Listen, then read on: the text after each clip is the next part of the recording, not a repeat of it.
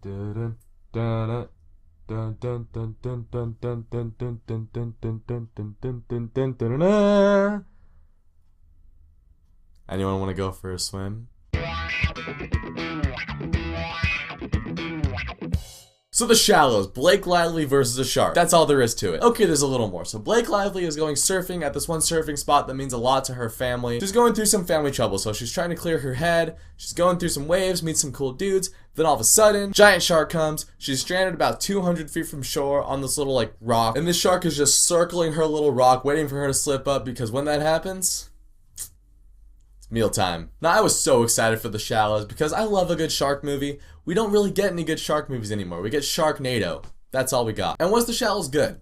It's one of the best shark movies in a while, for sure. I thought Blake Lively was good in this movie. She basically carries the entire thing. There's a couple of other supporting characters here and there, but for the bulk of the movie, it's Blake Lively and a CGI shark. And a seagull. The seagull's kind of like her Wilson in Castaway, so she has that to interact with, but for the majority of it, Blake Lively is carrying the movie. She's going to be in this really heightened sense of terror for the majority of it, and I thought she did a good job with it. And when she's trying to get rid of the shark, she's doing these little things, and when all that's going down, it's cool seeing her be clever. And you got the suspense. There's a couple times when she's in the water, she's trying to do something, you know, like tie a rope, cut something off, and the shark's like circling back around towards her. You're like, dude, get back on the rock, get back on the rock, there's a shark right there. What's great is this movie is such a contained thriller, like literally it takes place on a rock, but it's still able to hold my attention for the majority of it. I think one issue I did have with this movie is the fact that the build-up at the beginning took a little while. There's some drama going on with her and her dad, and I feel like the movie didn't quite hit those emotional beats like it was hoping to, but they still decided to set those up, so when that's happening, I'm like, dude, just get to the shark. And the reason she goes out to the beach is because she's a surfer, so when you see her surfing,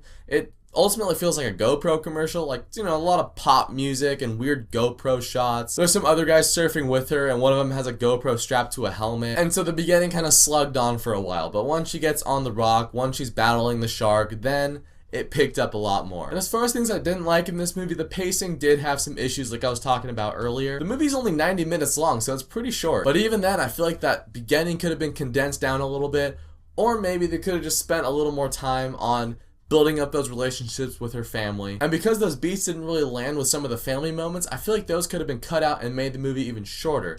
But then, did this movie need to come out in theaters? Because if the movie's only, you know, hour and 15 minutes, or maybe you could just fill it with more shark stuff. But I gotta say, the end of this movie, when the whole end showdown is happening, she gets a couple cool hits on that shark. And the ending, I wasn't entirely sure what her plan was, but once it clicked, I was just like, And then it happened, the thing happened, and it does get a little cheesy and it gets a little over the top. But you know what?